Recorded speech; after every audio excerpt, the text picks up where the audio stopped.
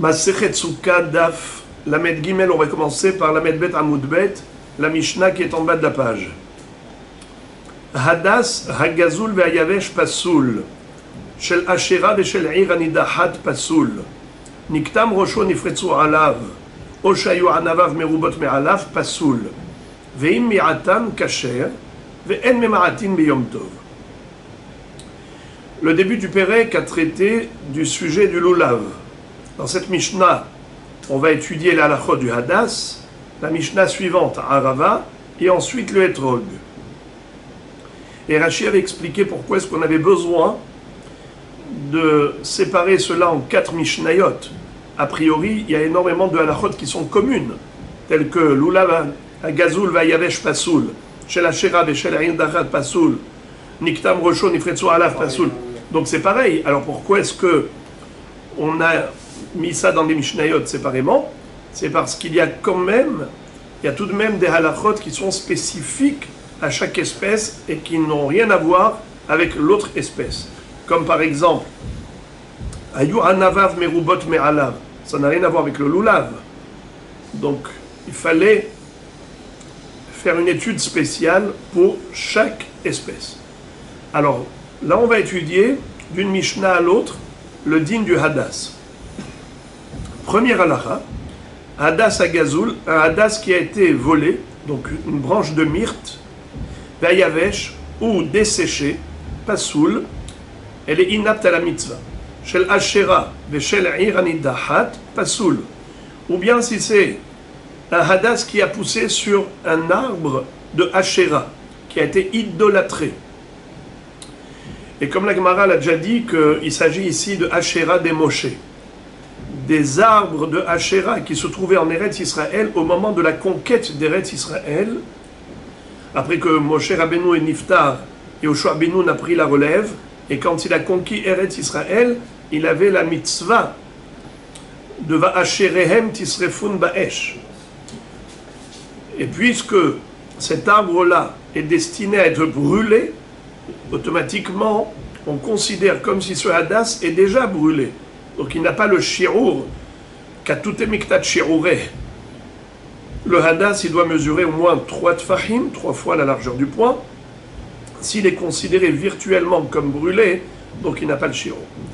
Les shel ir anidahat, pareil, si ce Hadas a poussé dans une ville dont la majeure partie des habitants ont été entraînés à la Avodah Zara, la Torah nous a dit dans Parashat Re'eh qu'il faut détruire cette ville, rassembler tout ce qu'il y a à l'intérieur et le brûler. À part le fait qu'il faut exécuter tous les fauteurs, et kol shelala tikbot sel toch rechova vesaravta ba'esh, puisque on met l'isaref kesarouf dami, donc katute miktat shiroureh. Également niktam rosho, si la tête de la branche de Hadas a été coupée, ce Hadas est pasoul. Nifretsu alav. Rashi explique Nifretsu alav, c'est que les feuilles sont tombées. Même si ensuite elles ont été reliées artificiellement, ça ne sert plus à rien. Nifretsu alav. J'ouvre une parenthèse juste pour rappeler qu'à propos du Lulav, il y avait une marloquette entre Rashi et Tosfot, à savoir quelle est la traduction de Nifretsu alav. Alav, déjà ici, ça veut dire Alim Shelo. Alav, c'est Alim Shelo. Nifretsu Alav, les feuilles. Rashi avait dit également dans le Lulav que les feuilles étaient tombées et ensuite on les avait reliées. Mais Tosfot n'était pas d'accord. Ils avaient dit que le pirouche de Nifretsu Alav, ça veut dire que les doubles feuilles du Lulav ont été fendues et ouvertes en deux. Donc on a 2 feuilles au lieu d'avoir une double feuille. Toutes les feuilles, elles ont été ouvertes. Nifretsu alav. Alors là, a priori, on aura la même arloquette entre Rashi et Tosfot. D'après Rashi, les feuilles du Hadas sont tombées. D'après Tosfot, on devra dire qu'elles ont été simplement fendues. Ce n'est pas de double. Puis, alors c'est ça. Alors certains Mefarshim pensent ainsi, mais d'après le Roche, il dit que non.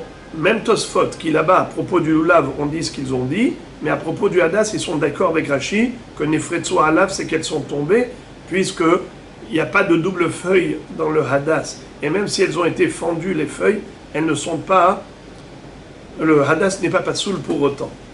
Donc c'est une discussion. Est-ce que Tosfot serait en marloquette avec Rashi, même pour Hadass, ou bien uniquement à propos du Lulav? Oshehayu, Anavav, Merubot, Me'alav. Ou bien s'il y avait plus de fruits que de feuilles. C'est-à-dire, la branche de myrte, parfois, elle a des petits fruits qu'on appelle dans la Mishnah Anavim, parce que ça ressemble à des raisins, mais ce ne sont pas des myrtilles. Dans la branche de myrte, c'est ce qu'on appelle des baies. B-A-I-E. B-A-I-E-S. Lorsqu'on a des baies, des petites myrtilles, ça ressemble à des Anavim. Alors le Hadass n'est pas kasher s'il y a plus de Anavim que de Halim, plus de fruits que de feuilles. On verra plus tard dans la Gemara qu'il s'agit précisément de petites baies qui sont de couleur noire ou de couleur rouge. Mais si elles étaient de couleur verte, étant donné que ça reste homogène par rapport à la couleur du Hadass, c'est kasher. Quand est-ce que Anavav, Merubot, Me'alav non kasher, que si c'est des Anavim shchorim ou Anavim adumim. Ve'im mi'atan kasher, ve'en mema'atin beyom tov. Si quelqu'un avait un Hadass où il y avait plus de baies que de feuilles, donc non kasher, qu'est-ce qu'il a fait avant Sukkot? Il a coupé toutes ces baies, il a retiré les fruits. Donc il nous reste un Hadass normal kasher, il n'y a pas de problème. Attention, en mema'atin beyom tov. Faut pas réduire ces myrtilles pendant la fête. Pourquoi? Rachid dit que c'est shvut, ça veut dire que c'est un issour des Rabbanan, parce que ça ressemble à Metaken Keli. Le Hadass qui n'était pas kasher, je l'ai rendu kasher par un tikkun, en coupant les fruits qu'il y avait dedans. Alors, Behemet, c'est pas un issour minatora, c'est pas un tikkun minatora. Minatora, un tikkun, c'est seulement lorsqu'il y a un problème physique et il y a une réparation physique. Mais là, c'est un problème halachique. Physiquement, il n'a aucun problème, ce Hadass. Donc, j'ai réparé juste pour qu'il soit apte à la mitzvah. C'est une réparation d'ordre spirituel. C'est un peu comme un keli qui était tamé et je l'ai trempé dans le mikvé. Alors, minatora, il n'y a aucun problème. C'était un keli, ça reste un keli. Où est le problème? Mais midera banane, c'est assour, parce que ça ressemble à un tikkun keli. Si tu permets à la personne cette action, il va se permettre une vraie réparation de keli. C'est pour ça que Hachamim ont interdit. Pareil, Hachamim ont interdit de cachériser ce Hadass qui était pasoul en réduisant les baies. Gemara, Tanura Banan, Anaf Etz Avot, chez Anafav Hofin et Etzo. Alors maintenant, la Gemara va nous citer des baraïtot qui vont nous permettre de comprendre où est-ce qu'on retrouve dans la Torah ce inyan du Hadass. Il n'est pas écrit clairement dans la Torah qu'il faut prendre le Hadass. Le pasuk nous dit Ulkartem lachem bayom arishon peri'et sadar kapote marim va'anaf etz avot ve'arve nahal usmachtem lifnei Hashem elokechem shivat yamim. Où figure le Hadass? Nulle part. Alors il faut comprendre où est l'allusion au Hadass. La Braïta nous dit, eh bien c'est Anaf etz avot. Si on devait traduire littéralement, une branche de bois avot épaisse, s'il fallait traduire littéralement. Mais en réalité, ou une branche d'un arbre épaisse. Mais les Chachamim nous disent comme ça. Chez Anafav Hofin et Etzo. Ici, le mot Anaf, ce n'est pas une branche, c'est une feuille. Les feuilles, Anafav Hofin et Etzo, les feuilles de la branche de myrte recouvrent la tige en bois. Le Etz, c'est la tige de bois. Et les Anafim, c'est les feuilles. Pourquoi les feuilles s'appellent Anafim? Pourtant, nous, on les appelle Alim. Mais dans la Torah, ça s'appelle Anafim, car c'est exactement comme des branches. Les branches, ça s'étend. On a le tronc d'arbre et on a des branches. C'est la ramification des branches. Ainsi, dans une tige, on a des feuilles qui sont comme des branches. C'est une ramification de feuilles comme des branches. C'est comme ça que la Torah va appeler la branche de Hadass elle va dire Anaf, Etz, Avot. Le Anaf, c'est les feuilles, Hofin et Etzo, qui recouvre et qui couvre la tige centrale qui est en bois. Ve'ezehu, où est-ce qu'on retrouve ce phénomène? Eh bien, Ve'omer Zehadas. Si tu regardes dans toute la végétation, quelle est la plante qui correspond à ce descriptif? Eh bien, c'est bel et bien le Hadas. La Gemara demande, Ve'ima Zeita, si tu cherches tout simplement une plante où les feuilles recouvrent la tige de bois, la branche de bois, je peux te trouver par exemple l'olivier. Eh bien, dans l'olivier, il y a énormément de feuilles, à tel point qu'on ne voit plus la branche, le Hetz. Alors pourquoi tu as décidé que c'est le Hadas? Peut-être que c'est une branche d'olivier. Réponse, Ba'inan Avot Veleka. On a besoin que ce soit Avot. Qu'est-ce que ça veut dire? Rachidi, Maase Charcheret, chez Yumur Kavim Zealze. Il faut que ce soit symétrique, homogène, comme une chaîne, Charcheret, comme une chaîne où on a des maillons de la chaîne qui s'enchaînent. La même chose, les feuilles du Hadas, elles s'enchaînent les unes les autres quand elles sont successives. 3 feuilles et encore 3 feuilles et encore 3 feuilles. C'est comme ça que nous avons toute la tige en bois de la myrte, du Hadas, qui est recouverte complètement, mais de manière symétrique et homogène, comme une chaîne. Ça s'appelle Avot, Avotot. Et ça, on ne l'a pas. Cette symétrie, on ne l'a pas dans l'olivier. La Gemara dit Imad Dulba. Peut-être que c'est le Dulba. Lui aussi, nous dit Rashi, Etz Armon, c'est le châtaignier. Le châtaignier. Kalouaou. Aval en alav retzufim nechatzot kol etzo. Lui aussi, le châtaignier, il a une symétrie. Et donc, c'est kaloua, c'est comme tressé, mais il y a un petit problème, c'est que ça ne recouvre pas totalement la tige centrale, mais tout de même, il y a une certaine homogénéité et une symétrie. Alors, qui te dit que ce n'est pas le dulba, une branche du châtaignier? La Gemara de répondre, Ba'inan anafav hofin et etzo veleka. Anaf etz avot. Il faut que ce soit avot, mais il faut aussi que ce soit anaf etz. Que le etz, il soit recouvert du anaf, recouvert complètement. Qu'on ne voit pas la tige, elle est recouverte de feuilles. Ce qui n'est pas le cas du châtaignier, parce que là-bas c'est discontinu, et on voit la branche, on voit la tige centrale. Tosfot ne sont pas d'accord avec Rashi. Ils disent que non, que Dulba, c'est pas le châtaignier. Tosfot disent que c'est un cèdre. Le Dulba, c'est un cèdre. Hashivle gaber asara mine arazim dans ma Masechet Rosh Hashanah. Veomer Rabbeinu Tam de enze châtaignier chez Eno Kaloua. Rabbeinu Tam dit que le châtaignier n'est pas kaloua, il n'est pas tressé comme les tresses du Hadas, où on a 3 par 3 feuilles. Et c'est comme des tresses, comme une chaîne. Ce n'est pas la nature du châtaignier, c'est plutôt un cèdre qui s'appelle Dulba. Et c'est de cela qu'il s'agit quand Agmara propose, en disant que c'est peut-être pas le Hadas, mais c'est plutôt le Dulba. C'est une branche de cèdre, pas de châtaignier. L'Agmara demande encore, elle dit Ve'ima hirdouf. Alors peut-être que c'est le hirdouf. Qui t'a dit que c'est le Hadas? Le hirdouf, qu'est-ce qu'il a dit Rashi? Kemin kli'a aswin alav, que ces feuilles, elles sont tressées. Et ça nous donne une branche comme une chaîne. Pourquoi pas? Réponse, Amar Abaye de la Rea d'Arkenoam Veleka.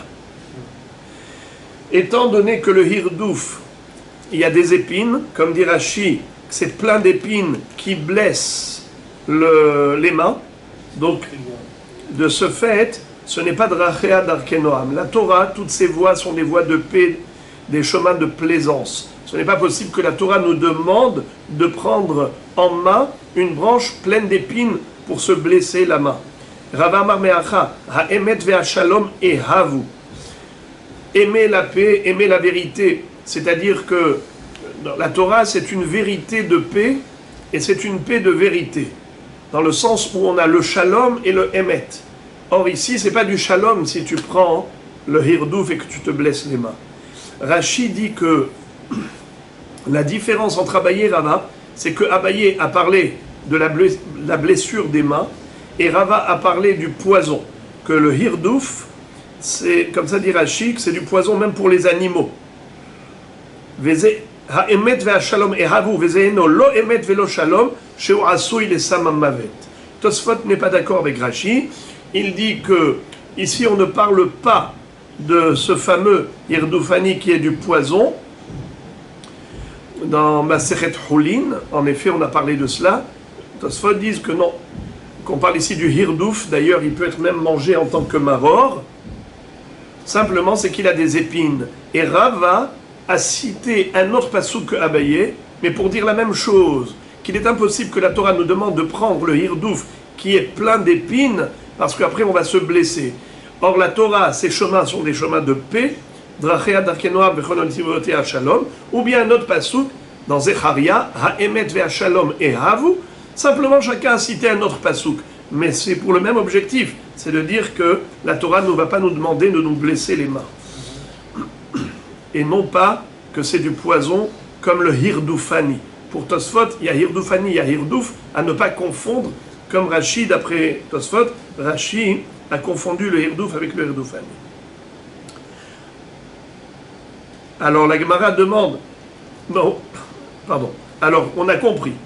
D'où sait-on que le Hanaf Etz Avot, ce n'est pas le Zaït, pourtant il a plein de feuilles, réponse, il n'est pas Avot. Pourquoi est-ce que ce ne serait pas le Doulba? Parce qu'on a besoin qu'il soit Anafaf Hofin et Etzo, ce n'est pas le cas. D'où on sait que ce n'est pas du Hirdouf, parce que ça ne répond pas aux critères de Drachea Darkenoam, Chol Netivotea Shalom. J'ouvre une parenthèse pour rappeler ce que dit le Rambam. Dans Pirush HaMishnayot, Rambam nous dit qu'on n'a jamais eu de Safek, à savoir c'est quoi les 4 espèces. Le Etrog, le Lulav, le Hadas, Arava, c'est quelque chose qu'on a vu chez nos parents, qui ont vu chez leurs parents, jusqu'à Moshe Rabbeinu, il n'y a aucun Safek. Alors c'est quoi ces recherches de la Gemara? Peut-être l'olivier, peut-être ceci, peut-être cela. En fait, c'est que la Gemara cherche à savoir où est-ce qu'on retrouve l'allusion à ces 4 espèces dans la Torah. Tu vois, Peri Etz Hada, mais qui te dit que c'est le Etrog? Hanaf Etz Avot, mais qui te dit que c'est le Hadas? Ça veut dire on sait qu'il faut prendre le Etrog, on sait qu'il faut prendre le Hadas, la Harava, le Lulav, mais comment est-ce que ça se dégage du Passouk? Ça veut dire comment, dans la dracha du Passouk, comment tu vois ça? Alors c'est comme ça que la Gemara est arrivée à nous dire, oui, Hanaf Etz Avot, ça correspond exactement à la nature du Hadas. Encore une baraïta à ce propos. Tanu Rabanan, Kalua Kemin Kli'a, Vedomé les Shal Shelet Zeu Hadas. Tressé comme des tresses et qui ressemble à une chaîne, c'est cela le Hadas. Rabbi Eliezer ben Yaakov Omer, Anaf Etz Avot, Etz Shetam Etzo Pirio Shave, et Omer Ze Hadas. Rabbi Eliezer ben Yaakov, il dit que, en fait, le mot Anaf Etz, c'est-à-dire qu'on a exactement le même goût dans la tige comme dans le fruit. Et c'est qui a cette propriété, ce caractère? C'est le Hadas. Mais Behemet, les Mefarshim, le Ritba, pose la question, il dit ça, on l'a trouvé dans le Etrog, on le verra dans le Daf Lamed He, à propos du Etrog. Quel rapport avec le Hadas? Et en plus, dans le Hadas, on n'a pas parlé de Péri. Etz Shetam Etzo Pirio Shave. C'est écrit Anaf Etz Avot. Où est-ce qu'on retrouve ici le mot Péri? Alors, Behemet, il y a une girsa du Rif qui est très belle. Lui, le Ritba, il change la girsa, il dit chez Anafaf, Hofin et Etzo. Chez Anafaf, Hofin et Etzo. Voilà. Il dit non pas du tout, comme il est écrit ici, le Ritba, il dit chez Anafaf, Hofin et Etzo, dont les feuilles recouvrent le Etz. Mais ici, il rapporte la girsa du Rif qui est merveilleuse. Omnam berif d'Ufuz Rishon, Ita. Etz, Shetam Etzo, Va Anafaf Shave.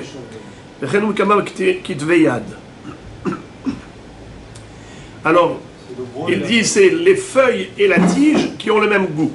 Alors on peut parler de goût, mais j'ai vu un pirouche qui est merveilleux, il dit, on parle de l'odeur. L'odeur de la tige est la même que celle des feuilles. De la même façon que le goût de la tige du hétrog, la branche du hétrog a le même goût que le hétrog, ils sont égaux, ainsi l'odeur de la tige de la myrte a la même odeur que la feuille de myrte.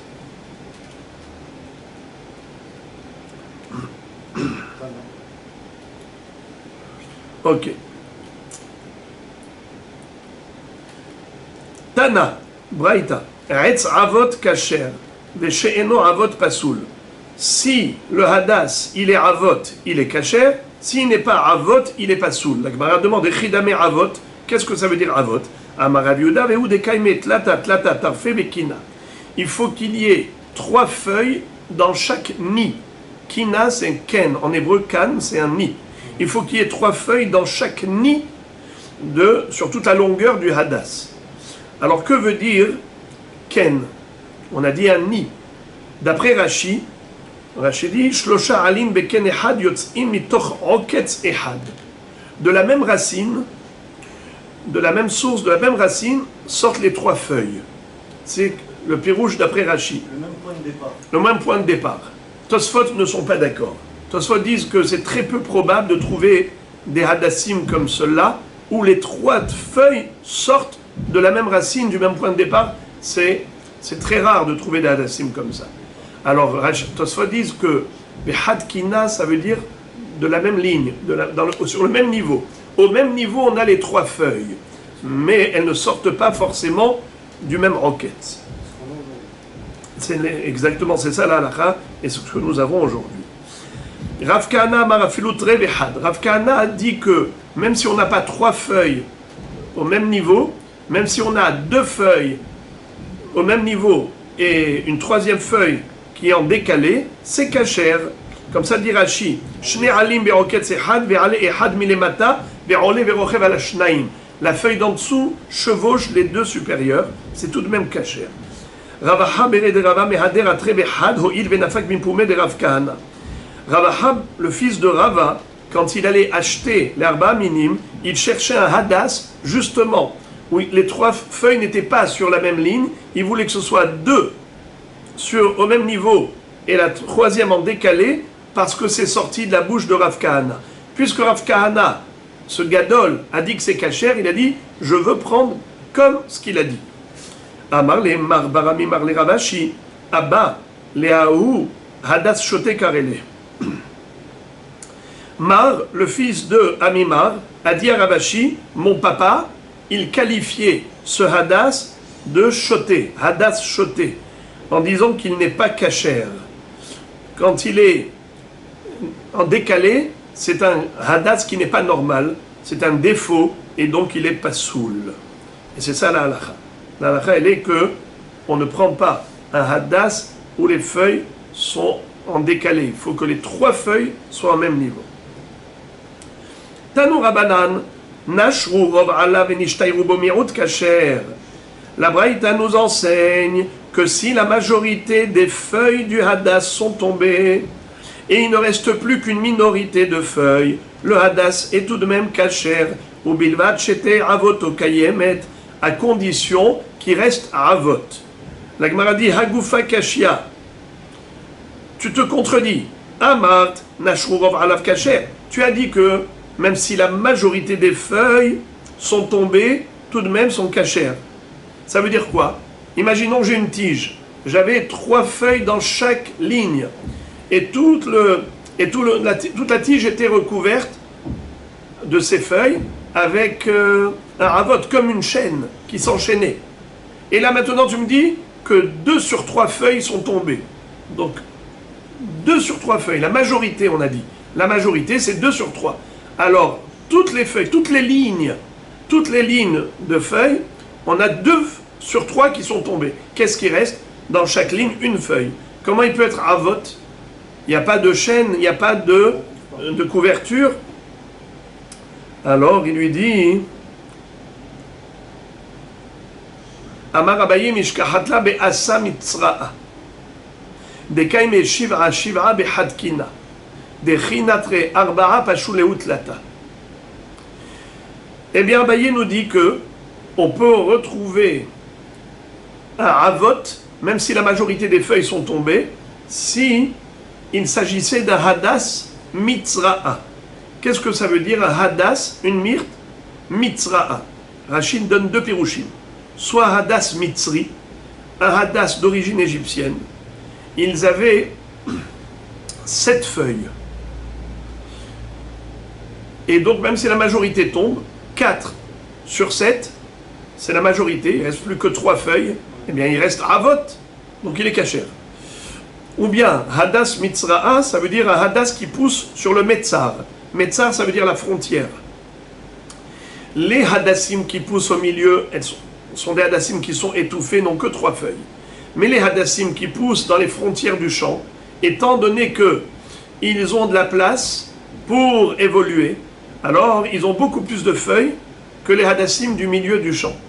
Là, ils se développent de manière exponentielle, et donc on a 7 feuilles par ligne, par niveau. Donc même si la majorité est tombée, malgré tout, ça reste kasher, puisqu'il est avot. Il reste quand même 3 feuilles par niveau, par ligne. Il s'appelle Hadas Mitzri. Ça s'appelle hadas. Alors, soit mitzri, il vient de Mitzraïm, soit metzra, il vient du metzar. Metzar, c'est-à-dire n'importe quel champ. Alors, il a des metzarim. Metzarim, c'est-à-dire les frontières. Donc, tout ce qui pousse dans la frontière du champ, eh bien, il a une évolution beaucoup plus abondante que la prolifération de feuilles qu'il y a au milieu quand les hadassim s'étouffent les uns les autres, où ils n'ont que 3 feuilles. Amar Abaye, Abaye fait une déduction. Shma minna, hay asa mitzra'a kasher le hosha'ana. De là, j'apprends qu'on peut utiliser un hadas mitzra'a, qu'on dise mitzri ou de metzar, c'est kasher pour le hosha'ana, pour les arba minim. La Gemara demande pshita, pourquoi est-ce que j'aurais pu disqualifier un tel hadas?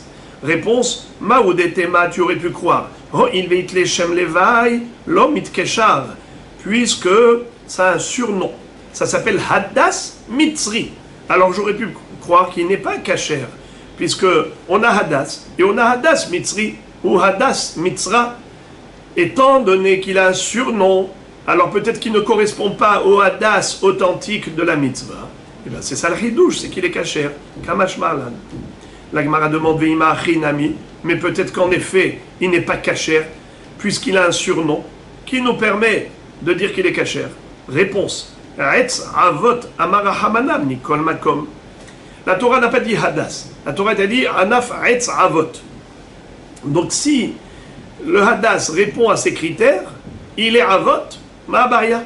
Que ce soit hadas mitzra'a ou hadas normal, c'est anaf etz avot. Et c'est une tige qui est accompagnée, qui est recouverte de feuilles, qui s'enchaînent les unes les autres comme des tresses, alors il n'y a aucun problème. Tanu Rabanan, encore une baraïta. Yavshu rov alav, benish'aru bo shlosha bade alin lahim kasher. Quel est le din maintenant si la majorité des feuilles ont séché? Est-ce que le hadas est kasher? Pourtant on a appris dans la Mishnah, hadas agazul vayavesh, pasoul. Donc un hadas yavesh, normalement il est pasoul. Mais on nous dit que s'il reste tout de même shlosha bade alin lahim kasher. Rashi explique shlosha badim, ça veut dire 3 tiges. Avec, dans ces 3 tiges, shlosha alim lahim. Donc il faut, exactement, 3 fois 3. Tu as 3 branches avec 3 feuilles, comme ça dit Rashi. Shlosha badin ou bechol bad vebad, shlosha alin lahim. De bebatsir mi shlosha alin lo have avot. Si on n'a pas 3 feuilles sur la même ligne, ça ne s'appelle pas avot. Alors maintenant, Rafrizda nous précise, mais Amar Rafrizda ou berosh kol echad ve echad. Pour que ces 3 hadassim qui sont secs restent kasher, il faut que les 3 feuilles fraîches soient au sommet de la tige. Ou berosh kol echad ve echad. Sheyu halahin beraché abadim. Aval be'emtsaam lavadaru. Mais si c'est juste au milieu ou en bas, ce n'est pas un hadas qui est beau. Il n'est pas hadar, il n'est pas beau. Il est sec, il est moche. Donc, un hadas ayavesh pasoul. Il n'est kasher que si les 3 feuilles fraîches qui sont rescapées sont au sommet du hadas.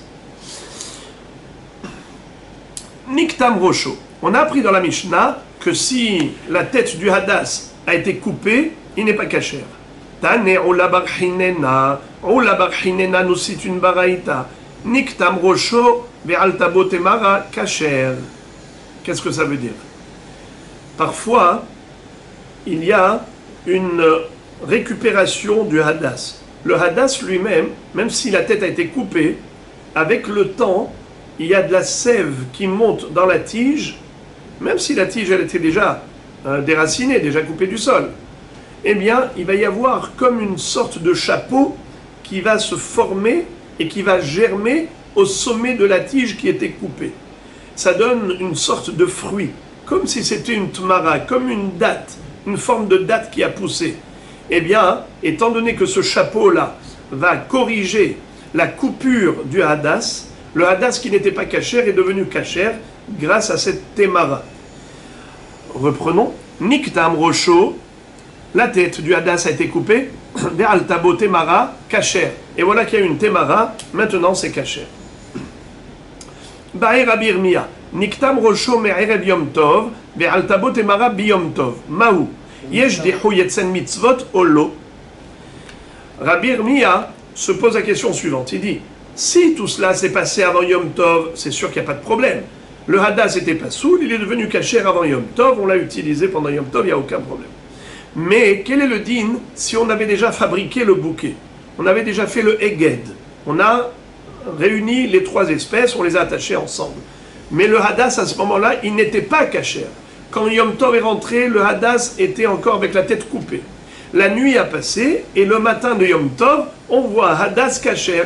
Il a un petit chapeau sur la tête. Quand il a la tête coupée, il reste 3 tfachim en bas ou pas? Oui, il reste 3 tfachim. Le problème, c'est que Niktam Rosho, on a appris dans la Mishnah, Niktam Rosho, pas soul. Mais Ikaron, c'est quoi le problème? Eh bien, c'est qu'il n'est pas beau. C'est pas beau, décapité. Il n'est pas hadar. Alors, de ce fait, à part le problème de Hasser, il y a un problème de Hasser, il y a un problème de hadar surtout. Alors le problème maintenant de Niktam Rosho, il est corrigé grâce au petit chapeau. Alors maintenant la question est de savoir, puisque au début de Yom Tov, ce bouquet, c'était un bouquet où il y avait un hadas qui était pas soul, et maintenant il a été kashérisé grâce au petit chapeau, mais ça s'est fait pendant Yom Tov. Est-ce que c'est kasher ou pas? Est-ce qu'on va appliquer la règle de Yesh Dihoui, Kevan Shenitha Nitha? On sait que par rapport au korbanot, quelque chose qui a été disqualifié, même si ensuite il est devenu apte, m'ont dit, étant donné qu'il a été repoussé de la mitzvah, du korban, alors ça y est, il est pas soul définitivement. Kevan Shenitha Nitha. Est-ce que cette règle de Kevan Shenitha Nitha, quelque chose qui était inapte à la mitzvah provisoirement, est disqualifié définitivement ou pas? On va dire non. Cette règle-là de Kevan Shenitha Nitha, c'est une règle et un concept qui est applicable aux korbanot, mais pas aux mitzvot. Pour les mitzvot, quelque chose qui était inapte à la mitzvah et ensuite a été qualifié, a été kashérisé, peut-être qu'il est réhabilité. Yesh dihu yetzel mitzvot. Olo, la Gemara demande, elle dit, mais pourquoi il se pose cette question? Mais on a la possibilité de résoudre facilement sa question. Pourquoi? Vetif shot le meha, tu peux déduire la solution au problème de Rabbi Irmia de la Mishnah suivante. Dites nan. Il est écrit dans Maseret Hulin, Kisaou venid gala patour milechasot. Kisaou aruach hayab lechasot. On a une halakha de Kisou Yadam. Il faut recouvrir le sang après la shrita d'une volaille ou d'une haya, pas d'une behema. Mais les hayot tehorot, comme par exemple la gazelle, le cerf, on a le droit de les manger. Quand on fait la shrita, il faut recouvrir le sang. Quel est le din im kisaou aruach? Le vent, il a envolé le sable et le sable a recouvert le sang. Dans ce cas-là, on nous dit hayab lechasot. Étant donné que ce n'est pas l'homme qui a recouvert le sang, c'est le vent, il faut hayab lechasot. Ve'amar Rabba bar Hana, Amar Rabbi Yochanan, lo shanu ela shehazar v'nidgala, aval lo hazar v'nidgala, patur milechasot. Rabbi Yochanan nous dit, quand est-ce que l'homme a le devoir du kisui adam, bien que le vent a recouvert le sang, c'est seulement si le vent il a fait aller-retour. D'abord, il a envoyé du sable, il a recouvert le sang. Ensuite, il est revenu en arrière le vent et il a enlevé le sable. Maintenant, hazar v'nidgala. Mais si c'était encore couvert de sable par le vent, il n'y a aucune mitzvah d'aller découvrir le sang pour le recouvrir. Nahon, parce que la Torah nous dit de recouvrir ce qui est découvert. Mais si c'est déjà couvert, même s'il n'a pas fait la mitzvah, mais il ne peut pas faire la mitzvah parce que le sang est déjà couvert. Et la Gemara a posé la question dans Masechet Choulin, elle a dit, Ve'avinan ba, on s'est demandé, Ki hazar v'nidgala, amay hayav lechasot, ho'il v'idhe. Comment se fait-il que si le vent a fait un aller-retour, d'abord il a couvert, ensuite il a découvert. Qu'est-ce que tu dis? Tu me dis qu'il faut recouvrir le sang pour faire la mitzvah. Mais comment il peut faire la mitzvah?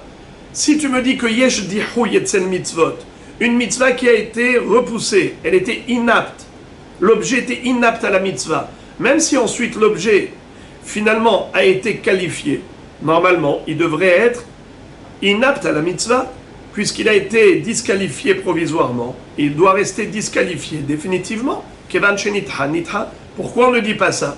Pourquoi tu me dis hayab lechasot malgré tout? Ve'amar Rav Papa, zot omeret en dihu yetzel mitzvot. Rav Papa a déduit de là un principe, qu'à propos des mitzvot, on n'applique pas le concept de dihuy, en dihuy yetzel mitzvot, contrairement au korbanot, où là-bas on dit kevan shenitha nitha. Mais à propos des mitzvot, on ne dit pas ça. Alors, Rabbi Irmia aurait pu déduire la solution à son problème de cette halakha. C'était quoi la question de Rabbi Irmia? Quel est le digne d'une tige de Hadass qui était dans le bouquet?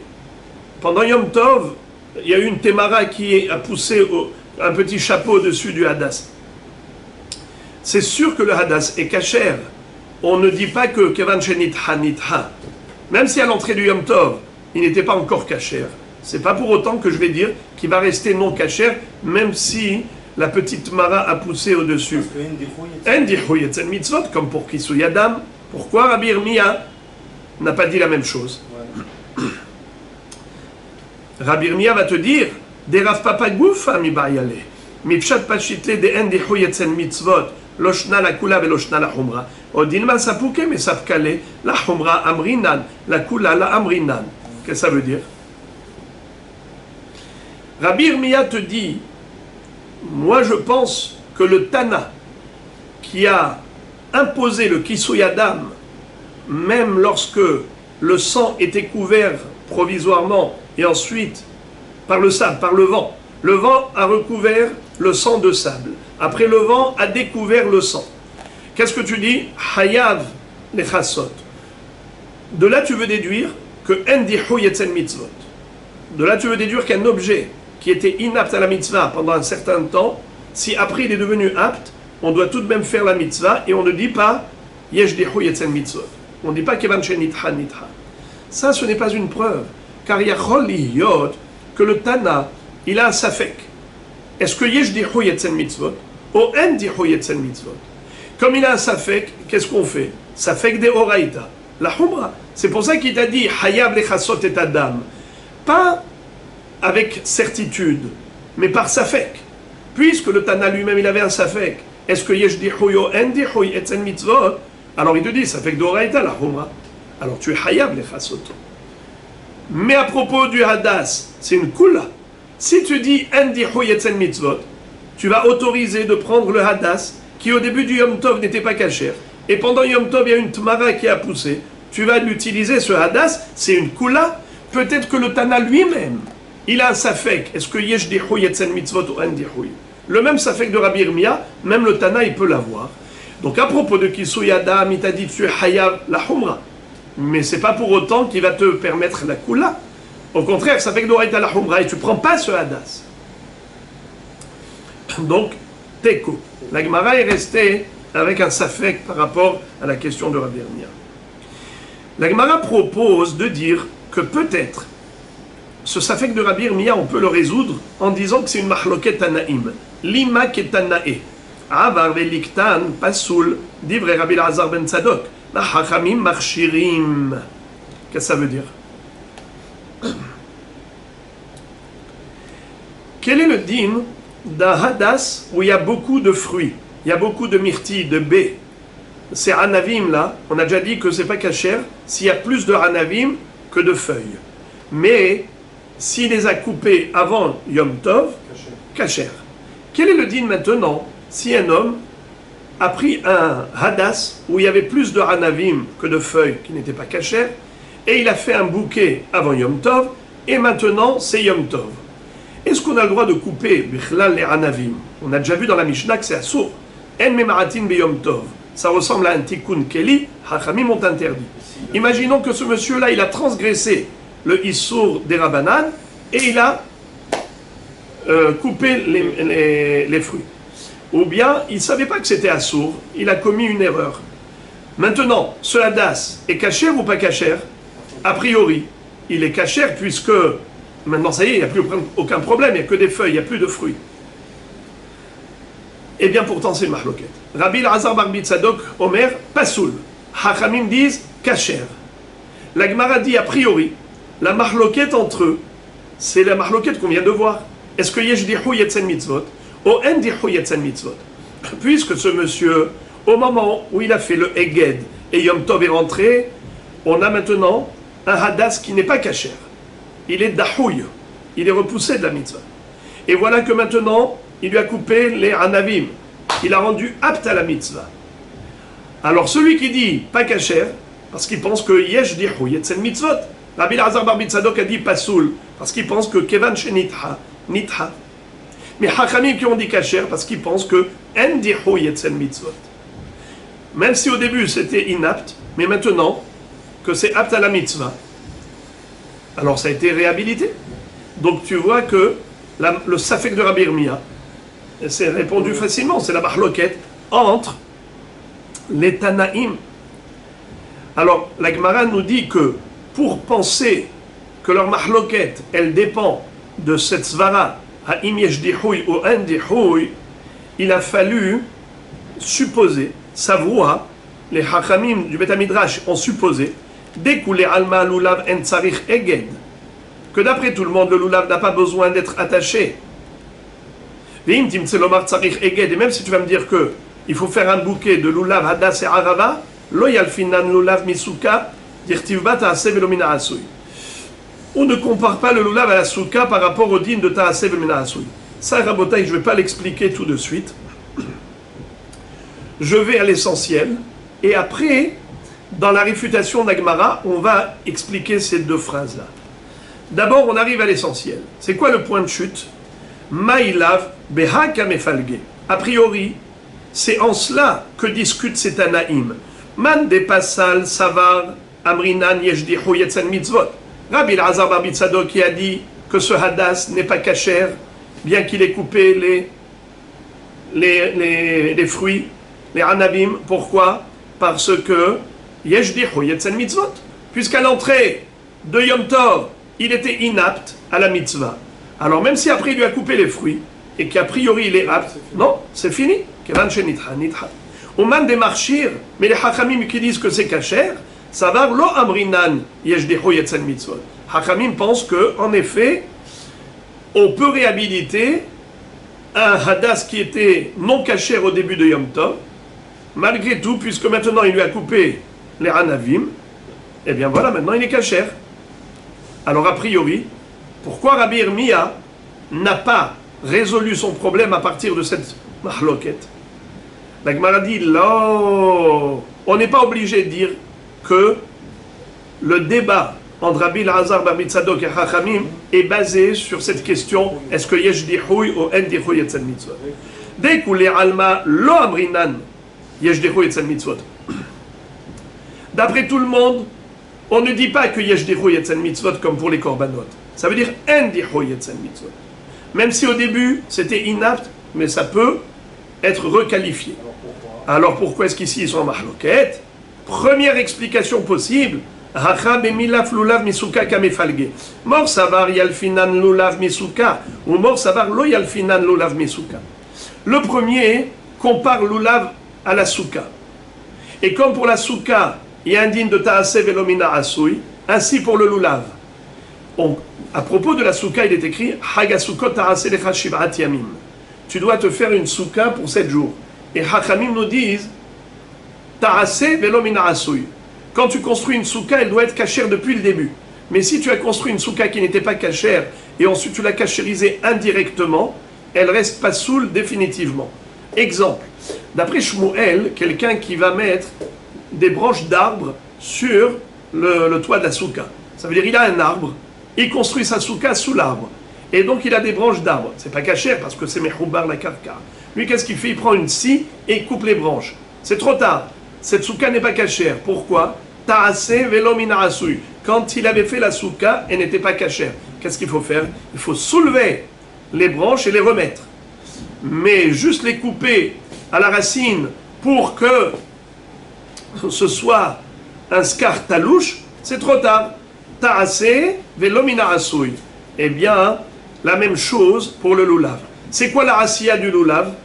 C'est le eged, le fait de faire un bouquet, de réunir les trois et de les attacher ensemble, c'est un marassé. Il faut que quand tu attaches les trois, que directement tu attaches 3 cachères. Mais si tu mets un hadas non cachère à l'intérieur du bouquet, et après pendant Yom Tov, tu coupes les anavim pour qu'ils soient cachères, is not good. Ta'aseh velo min asui. C'est la raison pour laquelle Rabbi Elazar bar Tzadok va dire, moi je compare l'ulav à la souka. Comme la souka, elle a un problème de ta'aseh velo min asui. Ainsi, l'herba minime, le lulav, il y a un problème de ta'aseh velo min asui. Puisque le hadas, au moment où tu l'as mis dans le eged et que tu as été rossé le eged, t'es pas cachère. Après tu l'as cachérisé indirectement en coupant les anavim, ta'aseh velo min asui. Non, parce que les deux, c'est une mitzvah de Sukkot. Ils comparent. Ça s'appelle Binyan Av. Mamatzinu, Besuka, Af Belulav. C'est un Binyan Av. Comparaison, analogie. Alors, pour ça qu'il a dit non cachère. Mais Hachamim, qu'est-ce qu'ils disent? Cachère. Pourquoi? Loyal finan lulav misuka. On n'apprend pas lulav de Souka. On ne compare pas. Il écrit ta'aseh dans Souka, il n'y a pas écrit ta'aseh dans lulav. Dans Sukkot, Hagasukot ta'aseh lecha shiv'at yamim. Mais à propos du lulav, c'est écrit ou le kartem lachem bayom harishon priya etzada. Il n'y a pas écrit ta'aseh eged. Donc il n'y a pas de problème de ta'aseh velo min asui. Voilà pourquoi Hachamim, on dit kasher. Donc ça n'a aucun rapport avec yeshdihu yetzen mitzvot ou endihu yetzen mitzvot. Veiba itima, ou encore je peux te dire que l'objet de leur mahloket est le suivant. Is viralan lulav tsarich eged dekule almay alfina lulav misuka ve'acha belulav tsarich eged kamefalge. Si behemet le lulav, d'après tout le monde, il avait besoin d'un eged, c'est-à-dire il fallait l'attacher obligatoirement, faire le eged, faire le bouquet, alors en effet, peut-être que tout le monde aurait été d'accord qu'on peut comparer lulav à souka.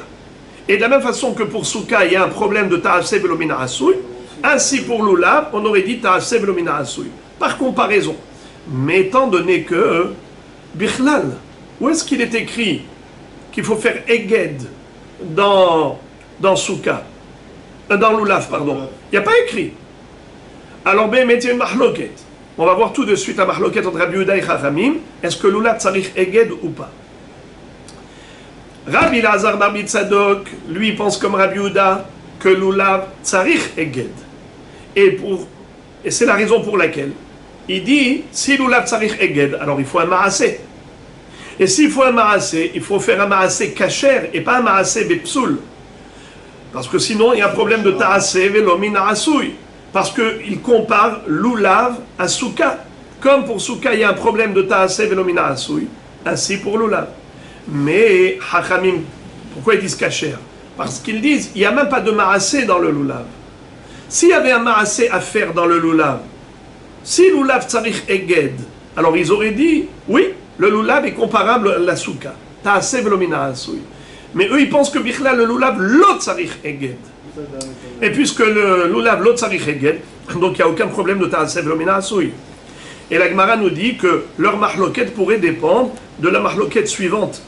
Ubiplukta dehane tanae de Tanya Lulav ben Agoud ben Sheno Agoud Kacher.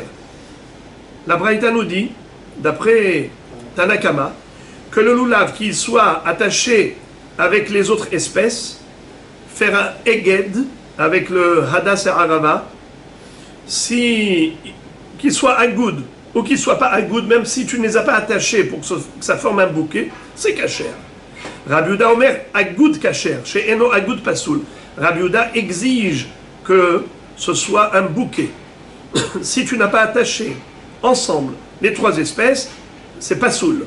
Maïtama de Rabbi Yehuda, sur quoi s'appuie Rabbi Yehuda pour affirmer une chose pareille? Yalif lekiha lekiha me Agudat Ezor. Lui, Rabbi Yehuda, il a reçu de s'émettre une Gzera Shava. On sait très bien que la Gzera Shava, ce n'est pas quelque chose qui s'invente. En Adam, Dan Gzera Shava meratzmo, il a ken kibla merabo, verabo, ad Moshe misinai. C'est quoi la Gzera Shava? C'est le verbe ulkartem. On retrouve, à propos du Lulav, ulkartem lachem ayom arishon piriet sadar kapote marim. On retrouve à propos du Korban Pesach en Mitzraïm, ulkartem agudat ezov, udvaltem badam asher basaf, vigatem elamash kovel shetea mezuzot. N'est-ce pas? La Torah, Akadosh Baruch Hu avait dit à Moshe Rabbeinu de dire au Bnei Israël de tremper un bouquet de branches d'hysope dans le sang de l'agneau pascal pour teindre les poteaux et linteaux des maisons juives. Donc, Malehalan Aguda, Afkan Aguda. De la même façon qu'il est écrit là-bas, ou le Kartem Agudat Ezov, un bouquet de branches d'hysope, là aussi il faut que ce soit un bouquet de Hadas, Lulav et Arava. Des Rabbanan, Litlehu Lekiha Lekiha. Mais Hachamim, pourquoi ils ne sont pas d'accord? Parce qu'ils n'ont pas reçu la Gzera Shava de leur maître. Ils n'ont pas cette Gzera Shava de Ulkartem. Et donc on ne compare pas le Ulkartem Lachem, Priyat Sadar, d'Arba Minim, ou Ulkartem Agudat Ezov de Pesach. Aucun rapport. Là-bas, il fallait que ce soit Aguda Ahad. Mais ici, pas besoin que ce soit Aguda. On peut prendre les Arba Minim, même si ce n'est pas Aguda Ahad.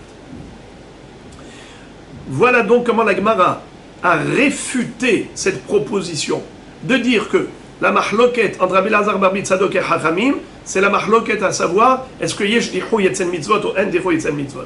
On peut dire que d'après tout le monde, en dichou yetzel mitzvot, et pourtant ils sont en mahloket. Soit parce que ils sont mahloket, est-ce que bichlal, il y a un ma'asé dans le lulav? Admettons qu'il y ait ta'asé velomina asouy, mais il n'y a pas de ma'asé. Même si je veux comparer le lulav à la souka, mais il faut qu'il y ait un ma'asé. Pour Rabbi Yehuda, il y a un ma'asé. C'est le eged. C'est un chiyuv de eged. Mais pour Hachamim, il n'y a pas de ma'asé. Ou bien, même si on va dire que les deux Tanaïm pensent comme Rabbi Yehuda que l'ulav tzarich eged, donc il y a un ma'asé, mais la question est de savoir est-ce qu'on compare le lulav à la souka en disant de la même façon que ta'aseh velomina asouy, c'est un problème pour la souka, ainsi c'est un problème pour le lulav, ou bien on va dire non, même s'il faut un ma'aseh de eged dans le lulav, mais il n'y a pas écrit ta'aseh dans le lulav pour dire ta'aseh velomina asouy, et on ne compare pas le lulav à la souka. Donc il y a deux interprétations possibles par rapport à cette mahloket tanaïm, et donc on reste sur notre safek teko, à savoir est-ce que yesh dichou yetzel mitzvot ou en dichou yetzel mitzvot. On n'a absolument aucune preuve. La Gemara cherche à savoir qui est l'auteur de la braïta suivante. Mantana leha detanu rabanan, lulav mitzvah leogdo, vim lo agdo kasher. Le lulav, c'est une mitzvah d'en faire un bouquet. Mais s'il n'a pas fait de cela un bouquet, c'est tout de même kasher. Mané, qui est l'auteur de cette braïta? Rabbi Yehuda, kilo agdo amay kasher. Si c'est Rabbi Yehuda, c'est impossible. Rabbi Yehuda a dit que c'est un chiyuv de faire le eged. Si on n'a pas fait de igoud, c'est pas soul. Alors pourquoi la braïta a dit kasher? Alors qu'est-ce que tu vas me dire? Que l'auteur de cette braïta, c'est Rabbanan. Rabbanan, maï mitzvah karavid. Pourquoi tu as dit que c'est mitzvah le ogdo? Mais Hachamim n'ont pas la Gzera Shava de lekicha. Donc il n'y a aucune mitzvah de eged. Réponse. Le'olam Rabbanan, au mitzvah mishum ze eli ve'anveu. Behemet, l'auteur de cette braïta, c'est Hachamim, qui n'exige pas de eged, mais ils le recommandent. Ils disent que c'est un hidur mitzvah. Bien qu'il n'y a pas d'obligation, Mais c'est bien de le faire parce que ça embellit la mitzvah, zehiddur mitzvah. Au lieu d'avoir des espèces comme ça éparpillées, quand tu en fais un beau bouquet, il y a fait. D'ailleurs, quand vous venez avec des fleurs, jamais vous venez comme ça avec des fleurs dans les mains. Vous achetez un bouquet. Pourquoi vous faites un bouquet? Parce que c'est beaucoup plus beau. Donc, ze'eli ve'andveru. Itna'e lefanav b'mitzvah. O she'ayu anavav merubin me'alav. Dans la Mishnah, on a appris que hadas, dont les fruits sont majoritaires par rapport aux feuilles, ce hadas n'est pas kasher. Amarav Hizda, Davarze, Rabbeinu Agadol Amaro, Ve'amakom Yeh Be'ezro. Rav Hizda va citer un enseignement de Rav, et quand il parle de Rav, il parle avec une nostalgie de Rav, et il parle avec beaucoup de respect. Il dit, Rabbeinu Agadol Amaro, il nous a enseigné ce hidouche, et que Akadosh Baruch Hu l'aide. Rav Tana ou Palig. Rav Tana ou Palig, c'est Amakom Yeh Be'ezro. La Gemara dit, Lo shanu, pardon, qu'est-ce qu'il a enseigné Rav? Lo shanu ela bemakom echad, aval bishnaim o shlosha mekomot kasher. Bien que les baies, les fruits, sont majoritaires, quand est-ce qu'ils disqualifient le hadas? Que s'ils étaient concentrés dans un seul et même endroit. Mais si ils sont dispersés, éparpillés, c'est-à-dire que on n'a pas dans un seul endroit une majorité de fruits, ils sont éparpillés ici et là dans la tige du hadas, bien que concrètement ils sont majoritaires, le hadas est kasher. Amar les Rava lui dit au contraire, Shnaim ou shlosha mekomot, have menumar ou pasoul. Au contraire, ça fait un hadas qui est tacheté. Menumar, comme un namer, comme une panthère, comme un tigre où on a des taches. Ce n'est pas beau, comme un etrog qui est menumar, où il y a des taches noires dans l'étrog. Menumar, c'est pas beau. Alors, là aussi, tu as comme ça des baies parsemées ici et là, c'est pas beau. Comment tu peux dire une chose pareille que si c'était... Même sans parler de couleur, le simple fait d'être menumar, c'est encore pire. Et la itmar achitmar. Alors la bonne version des paroles de Rav Hizda au nom de Rav, la voici. Oh, chez Ayu Anavav Merubin Me'alav Pasoul. La Mishnah nous a dit que s'il y avait plus de Anavim que de Alim, le Hadas est Pasoul. Amar Rav Hizda vient et précise. Davarze Rabbeinu Agadol Amaro ve'amakom yeh be'ezro.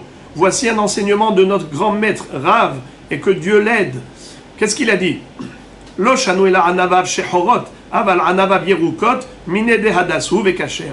Quand est-ce que ces myrtilles, ces anavim sont problématiques? Que s'ils sont de couleur noire, mais s'ils étaient de couleur verte, alors dans ce cas-là, c'est kasher. Pourquoi? Parce que c'est miné des hadasu. Ça a la même couleur que les feuilles de hadas. Donc, ce n'est pas gênant, ce n'est pas moche. Quand est-ce que c'est moche? Quand on a d'autres couleurs qui sont parsemées sur le hadas, ça enlaidit le hadas. Mais si c'est la même couleur que le hadas, c'est vert, il n'y a pas de problème. Amarav Papa, Adumot Kishhorot Damian. Rav Papa dit également, si ces baies sont de couleur rouge, c'est comme si elles sont de couleur noire, et par conséquent, le hadas n'est pas kasher. De Amarabi Hanina, Haïdam Shahor Hu, et là, pardon, Haïdam Shahor Adom Hu, et là Shelaka. On sait qu'à propos des taches de sang d'une femme nida, si par exemple une femme était théora, elle a une tache de sang, elle est devenue nida. Si elle a une tache noire, elle est également devenue nida. Pourquoi? Pourtant ce n'est pas rouge. La réponse, en fait, c'était rouge à l'origine et ça a tourné au noir. Le dam, quand il est loqué, quand il s'abîme, quand le dam a subi une dégradation, il est passé du sang rouge au sang noir. La même chose, lorsque les baies qui étaient rouges commencent à sécher, elles tournent vers le noir. Donc c'est la même couleur rouge et noir. En tout cas, les deux sont des couleurs qui sont différentes des feuilles qui sont vertes. C'est ce qui va disqualifier le hadas dans le cas où ces fruits étaient majoritaires par rapport au nombre de feuilles du hadas. Imiatan kasher. S'il a réduit le nombre de fruits, il a de manière à ce qu'il y en ait moins que les feuilles, dans ce cas-là c'est kasher. La Gemara demande, Demiratinu emat. À quel moment il a réduit ces myrtilles, ces baies? Elima mikame deleagde, si c'est avant même de former le bouquet, donc avant la fête, pshita, c'est sûr que c'est kasher. Tu prends un hadas, tu lui enlèves les myrtilles, et bien tout va bien, ma baya. Et là, les bâtards d'Elagdé. Forcément, le Hidush de la Mishnah qui a dit Miratan Kacher, c'est même après avoir formé le bouquet. La Gemara pose la question, elle dit Dahui me'ikaraou tifshot mina dahui me'ikara lohave dahui. On se rappelle qu'il y avait un safek de Rabbi Irmia. La baya de Rabbi Irmia, c'était est-ce que yesh dihu yetzen mitzvot ou en dihu yetzen mitzvot. Il existe deux sortes de dihui. Lorsqu'on a repoussé un objet par rapport à la mitzvah, on a dit qu'il est disqualifié, il y a deux catégories de dihui. Il y a dahui me'ikara, quelque chose qui n'était jamais apte, et ensuite il est devenu apte. Mais il y a aussi celui qui était apte, disqualifié et apte. Par exemple, on avait un hadas qui était kasher. Ensuite, on lui a coupé la tête. Qu'est-ce qu'il est? Disqualifié. Ensuite, il y a une tmara qui a poussé dessus. Maintenant, il est apte. Donc, apte, inapte, apte. Ça s'appelle raoui, dahoui, raoui. Quand il est comme ça, celui qui était raoui, dahoui et raoui, la svara dit que il est plus dahoui kevan shenitha nitha, plus que quelqu'un qui est dahoui me'ikara, plus qu'un objet qui était dahoui me'ikara. Celui qui était inapte depuis le début, et ensuite il est devenu apte, alors dans ce cas-là, il est plus acceptable de le réhabiliter que celui qui était raoui, dahoui, raoui. Celui qui était dahoui me'ikara depuis le début, il n'a jamais été apte, et puis Tom, il est devenu apte, celui-là je peux plus facilement l'habiliter que celui qui était apte, inapte et apte. Pourquoi? Parce que celui qui était inapte depuis le début, c'est comme s'il est mehusarzman, ça veut dire qu'il n'a pas encore mûri, il n'est pas encore arrivé à l'étape de l'aptitude. Mais dès qu'il était apte, c'était bon. Celui qui est dahoui me'ikara, eh bien, il peut devenir plus facilement raoui. Prenons par exemple les corbanotes. Une bête, pendant les 7 premiers jours après sa naissance, elle n'est pas apte au korban. Mais à partir du 8e jour, tu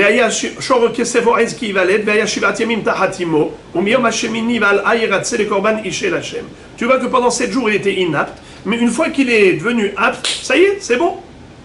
La même chose pour la mitzvah, je peux dire dahoui me'ikara. Alors, qu'est-ce que c'est que dahoui me'ikara? Moi, j'ai pris le hadas avant même. Je l'ai cachérisé et ensuite j'ai mis dans le bouquet. Là, il n'y a aucun problème.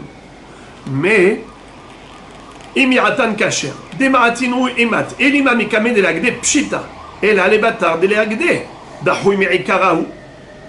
Ça veut dire que j'ai mis un hadas non kasher dans le bouquet. Est-ce qu'il est raoui ou il est dahoui? Est-ce qu'il est apte à la mitzvah ou il est inapte?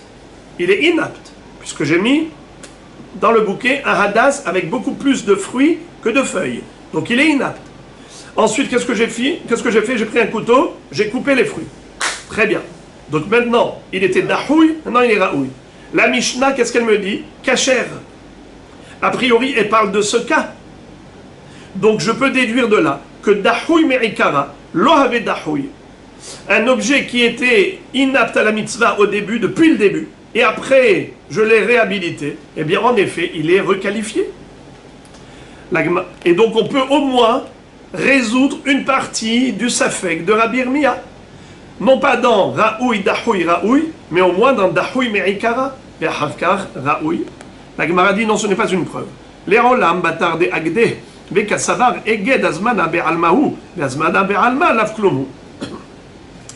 Behemet, ça n'a aucune preuve. Pourquoi? Parce que je peux dire que cette Mishnah, elle ne va pas d'après Rabbi Yehuda. Elle va d'après Hachamim. Et d'après Hachamim, c'est quoi le eged? Le eged, ce n'est pas une obligation. C'est juste une préparation à la mitzvah. Donc je ne peux pas dire que le fait de l'avoir mis dans un bouquet, ça veut dire qu'il était dahoui me'ikara. Non, bichlal, il ne faisait pas partie. Ce n'était pas un objet de mitzvah. C'est comme si j'avais un hadas tout seul, je lui enlevais les pérottes. Pourquoi tu me dis qu'il était appelé objet de mitzvah et dahoui? Parce que tu l'as mis dans un bouquet. Et alors, qu'est-ce que c'est que ce bouquet? Comme ça nous dit Rashi. Kassavar, Eged, Azmana Be'almahu, En agudato kriyat shem liot halalav shem lulav, pasoul li'idahod. Il kachafilu dahoui me'ikara enkan. Il s'appelle même pas dahoui me'ikara. Ad shigdash alav ayom, ve'odenu bipsulo. De kevan de matazman mitzvah velo hazeli mikre dahoui. Aval mikame hachi, lav dahouyou. Ça veut dire que, d'après Rashi, quand est-ce que tu peux lui donner le nom de dahoui? C'est lorsque Yom Tov est arrivé. Et qu'il était encore avec plein de fruits majoritaires par rapport au nombre de feuilles, alors là, ça s'appelle dahoui. Mais avant Yom Tov, même si tu l'as mis dans le bouquet, ça s'appelle pas Shem Mitzvah, En Shem Mitzvah Alav. Tu peux pas dire qu'il est dahoui mina mitzvah. C'est un objet de mitzvah qui est dahoui mina mitzvah. C'est même pas un objet de mitzvah. Ça s'appelle même pas mitzvah. Tosfot disent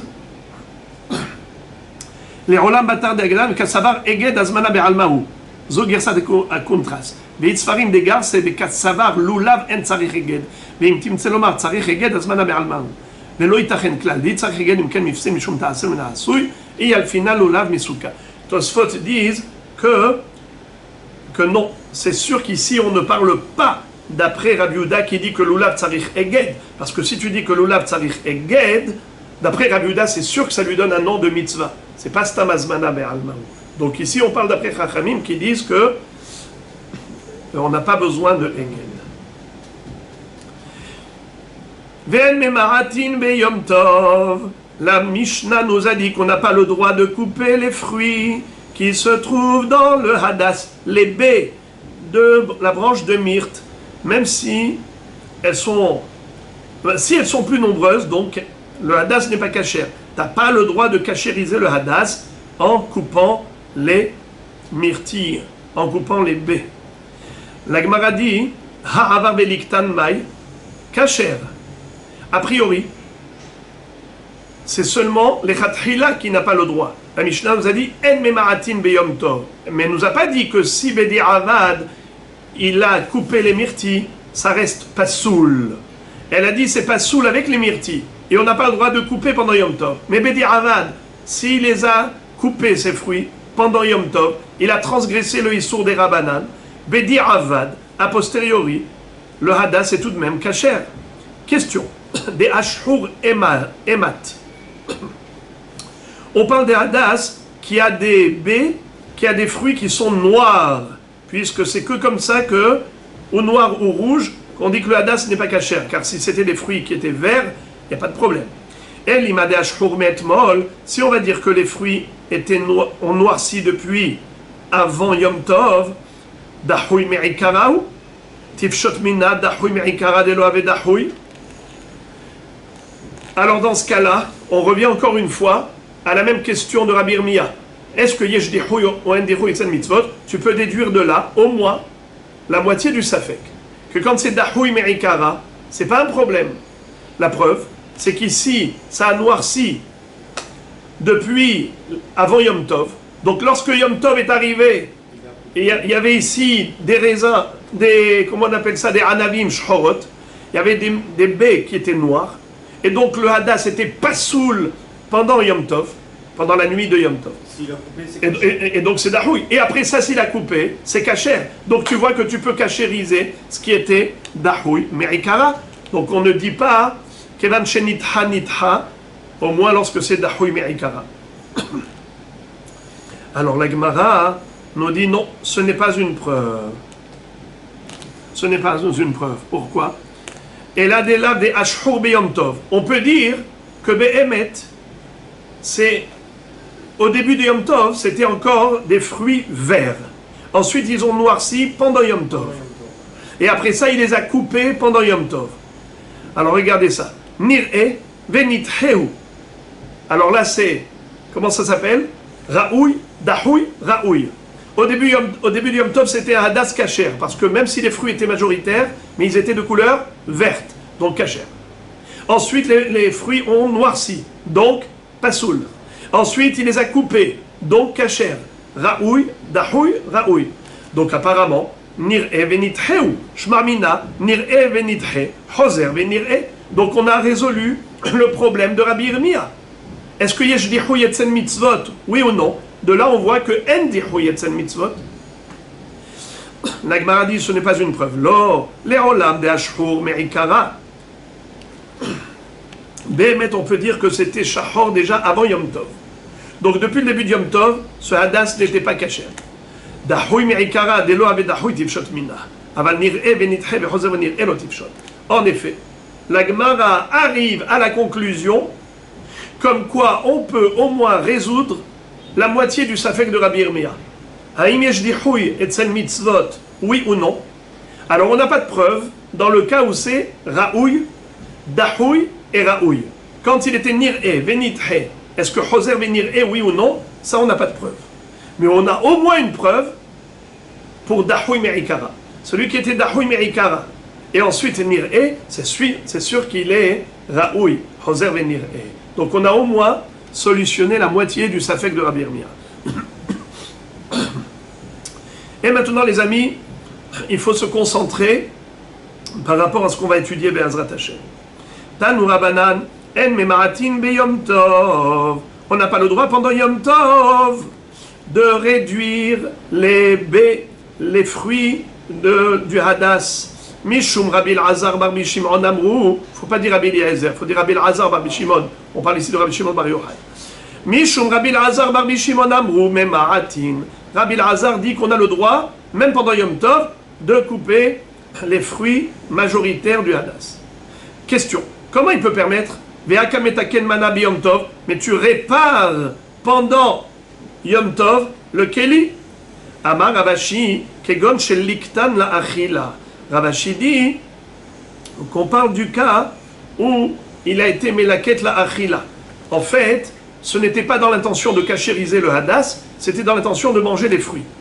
C'est myrti. Rabbi Elazar bar Shimon savarla ke avua de amar davar sheno mitkaven mutar. On connaît la règle selon Rabbi Shimon, davar sheno mitkaven mutar. Il y a une grande marloquette entre Rabbi Yehuda et Rabbi Shimon à propos des melachot de Shabbat. Quelqu'un par exemple qui va tirer une chaise et quand il tire la chaise dans son jardin, il risque de faire un sillon. Mais il n'a pas la kavana de faire un sillon. Et c'est pas sûr que ça va faire un sillon. Il tire. Eh bien dans ce cas-là, même si finalement ça a créé un sillon, il n'y a pas de issour. Parce qu'il n'avait pas la kavana de sillonner la terre. Davar shenomit kaven mutar d'après Rabbi Shimon. Eh bien Rabbi Elazar a suivi l'opinion de son père. C'est la raison pour laquelle, qu'est-ce qu'il dit? Ce monsieur, c'est vrai qu'il aimait taken, le hadas, qui était non cachère, il a rendu cachère. Mais ce n'était pas sa kavana. Quand il a coupé les fruits, c'était pour les manger. Kegon sheliktan la achila, de Rabbi Elazar bar Shimon savar la keavua, damar davar sheno mitkaven mutar. La Gemara dit, ve'a Abaye ve'Ravad amret arvaïhu, modé Rabbi Shimon bipse greche velo yamut. Comment tu peux dire une chose pareille? Comment tu peux dire une chose pareille? Que il n'avait pas la kavana d'être metaken, mais c'est une réalité qu'il est metaken. La metsiout, elle est qu'il est metaken. Et on sait que Rabbi Shimon, quand est-ce qu'il dit d'avar sheno mitkaven mutar? Lorsque la conséquence n'est pas certaine. Par exemple, quand il tire une chaise sur la terre battue, c'est pas sûr que ça va faire un sillon. Mais si c'était un banc ou une table très lourde, que quand il tire, c'est sûr que ça va faire des sillons, même Rabbi Shimon est d'accord que c'est assour d'avar sheno mitkaven mutar quand c'est pas psikrecha. Mais quand c'est psikrecha, ça veut dire que la conséquence elle est certaine. Même Rabbi Shimon est d'accord que c'est assour. C'est quoi psikrecha? La traduction du mot psikrecha, coupe la tête. Quelqu'un il a un coq et son fils, pendant Shabbat, il dit papa j'ai envie de jouer au ballon. Et comme il n'avait pas de ballon de tennis à lui donner, qu'est-ce qu'il a fait? Il a coupé la tête du coq, il lui a donné la tête. Ils lui ont dit mais c'est assour de tuer une bête pendant Shabbat. Mais non, j'avais pas l'intention de tuer le coq. Je voulais juste lui prendre la tête. Psikrecha velo yamut, tu peux lui couper la tête sans qu'il meure le coq. Donc c'est sûr que c'est netilat neshama. Il y a ici une conséquence certaine. La même chose. C'est devenu une expression talmudique pour dire à chaque fois qu'on fait une action A qui est permise, mais qui engendre une action B qui est interdite, si la conséquence est certaine, alors directement l'action A est interdite. Quand tu tires une table lourde sur la terre battue, même si ton but c'est juste de tirer la table, mais étant donné que c'est sûr que ça va faire un sillon, c'est assour. Ouais, velo yamut, bitmia, psikrisha velo yamut. Alors là aussi, comment tu peux dire une chose pareille? Qu'il n'avait pas la kavana de cachériser le hadas, mais c'est sûr que le hadas va devenir cachère en mangeant les fruits. Ici on parle de quelqu'un où il avait encore un autre hadas. Puisqu'il avait encore un autre hadas, il n'avait pas besoin d'afka de cette branche pour faire le loulav. Alors dans ce cas-là c'est permis. Quand est-ce qu'on dit que c'est assour? S'il avait que cela comme hadas, alors en mangeant les fruits, il est en train d'être metaken. Mais quand il avait encore d'autres hadassim pour mettre dans son bouquet, alors il n'y a pas de problème. Il y a deux façons d'expliquer pourquoi il n'y a pas de problème. Soit parce qu'il n'est même pas metaken. C'est quoi metaken? Metaken, c'est rendre kasher ce qui n'était pas soul. Mais maintenant, puisqu'il n'en a pas besoin, donc bichlal, c'est même pas un objet de mitzvah. Il n'y a ni kasher ni pas soul. Ou bien, on peut dire que Behemet c'est metaken. Seulement, c'est psikriché de l'onihale. Psikriché de l'onihale, c'est-à-dire il est indifférent. Même si ça devient kasher, mais aucun intérêt il a, de toute façon, il a encore d'autres hadassim qui sont kasher. Tanu Rabanan, Hutar Igudo, Beyom Tov, Ogdo, Ke Aguda Shel Yerek. Si jamais le bouquet des trois espèces, Lulav, Hadas, Arava, s'est défait, parce que le fil est tombé, alors Ogdo, Ke Aguda Shel Yerek. Il prend le fil, il met tout autour, mais il ne fait aucun nœud. Comme on fait pour une botte de Yerakot. Rien du tout, juste il entoure le fil comme ça. Ve'amai, les anve mi'anav, il n'avait qu'à faire un nœud coulant, ce qu'on appelle aniva. Réponse, Hamane Rabbi Udahi de Amar aniva kshira ma'aliyatahi. On sait que dans Masechet Shabbat, il y a une marloquette entre les Hachamim et Rabbi Uda, à savoir, est-ce que l'interdiction de faire un nœud pendant Shabbat, c'est uniquement quand on fait un kesher chez le Kayama et Maaseh Uman, ou bien même aniva, même un nœud coulant. Rabbi Uda et Hachamim sont en marloquette. Hachamim disent permis un nœud coulant. Mais Rabbi Uda dit même un nœud coulant, même un aniva, c'est assour, c'est un kesher ma'aliyata, c'est comme un vrai nœud. Alors, voilà, on comprend pourquoi est-ce qu'ici, on ne nous a pas on n'a pas autorisé de faire une aniva pendant Yom Tov pour attacher le bouquet, parce que c'est assour, d'après Rabbi Uda. Ici, l'auteur de cette Mishnah, c'est Rabbi Uda. Et donc, si c'est Ogdo ki agudo shel Yarek, ça veut dire juste il entoure avec une ficelle, mais il fait aucun nœud, il fait même pas un nœud coulant. Même pas un aniva. Alors la Gemara dit, si tu attribues cette baraïta à Rabbi Uda, qui considère qu'une aniva c'est une melacha interdite pendant Shabbat et Yom Tov, et Rabbi Uda, eged ma'aliyata ba'e. Alors dans ce cas-là, comment tu peux te suffire de aguda shel Yarek? Juste tu prends une ficelle et tu mets tout autour, tu fais une rondelle autour, et ça y est, c'est bon. Mapito, pour Rabbi Uda, puisqu'il a appris la Gzera Shava, ou le Kartem, les Kartem, l'Ekicha, comme la Lekicha du Korban Pesach en Mitzrayim, ou le Kartem Agudat Ezov, ou Dvaltem Madam Asher Bassaf, on avait exigé un vrai Eged, et bien là aussi, il faut que ce soit un vrai Eged, avec un nœud. Oui, mais tu es dans Yom Tov, là. Alors, comment tu me dis, tu prends une ficelle et tu l'entoures, et alors, tu peux rien faire? Eh bien, tu peux pas faire la mitzvah. Parce que pour lui, c'est pas soul. Agoud kacher, eno agoud pas soul. Dire que le nœud, il va repousser de faire la mitzvah. Mais c'est Rabbi Uda qui a dit. Eno agoud pas soul. Alors, la Gemara dit à quoi ça sert? De prendre une ficelle et d'entourer. Mais ce bouquet-là, c'est pas un bouquet kacher d'après Rabbi Uda. Eno agoud pas soul. Alors, si tu me dis que la raison pour laquelle on n'a pas autorisé un nœud coulant, une aniva, c'est parce que l'auteur de cette braïta, c'est Rabbi Uda, qui dit qu'une aniva, c'est une melacha interdite, comme une keshira, alors comment tu peux te suffire de aguda shel Yerek, juste entouré avec une ficelle, mais c'est pas un eged, d'après lui, c'est pas un eged. Alors la Gemara dit, Haïtana savar la kavate behada ou palig ale behada.